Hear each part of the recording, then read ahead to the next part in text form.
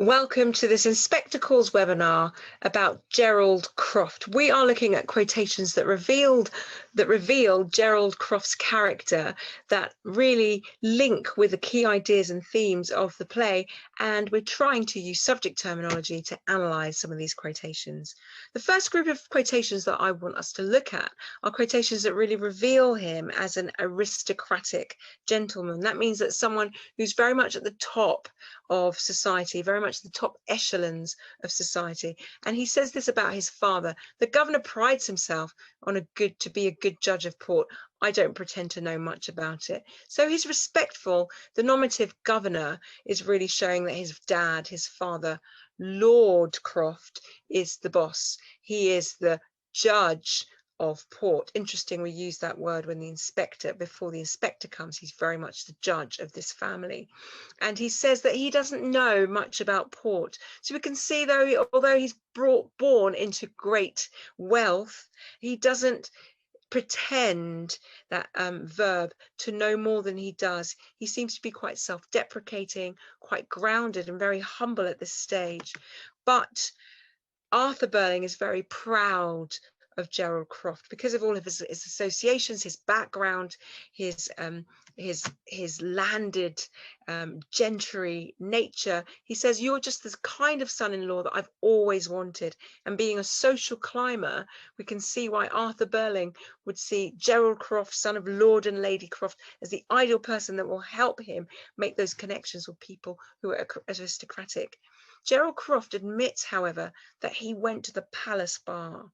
He admits that he goes into town, mixing in places where prostitutes hang out. And he admits that he saw old Joe Meggerty, half drunk and goggle-eyed, wedging her into a corner with that obscene fat carcass of his.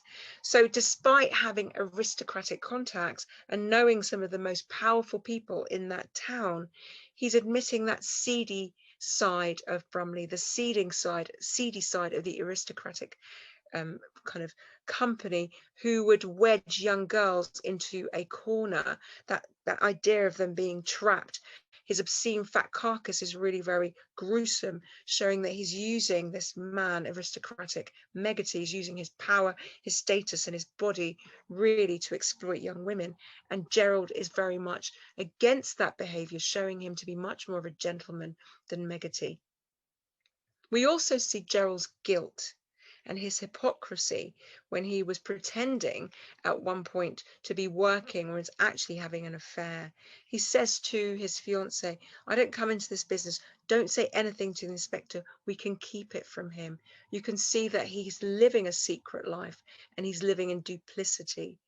He says of Eva Smith that she was warm-hearted and intensely grateful. So we can see that he took advantage of her gratitude and started an affair with a woman that he was supposed to be helping. And then the bitter irony coming from Sheila, his fiancée, the hero of this story, the wonderful fairy prince. That choice of words really interesting, because fairy princes are really in stories, and that chivalrous aristocratic gentleman is really a facade for someone who's much more exploitative and sinister.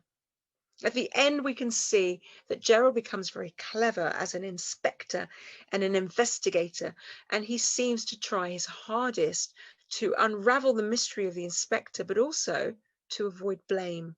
He says, "How do we know it's the same girl?" And he insists that they ring the infirmary. Either there's a dead girl there or there's not. And that comparison, that conjunction, show that he's giving them the ultimatum. He's brave enough to stick his neck out and find out whether the girl is dead or not, because they all have doubts on the identity of the inspector. However, when they find out the girl isn't dead, he says, "Everything's all right now, Sheila. What about this ring?" So you can see that he's more interested in hiding his shame, putting the dirty, secretive side of him to one side, and continuing life as if nothing ever happened. I hope that this has helped you to understand a little bit more about Gerald Croft. Thank you for joining me.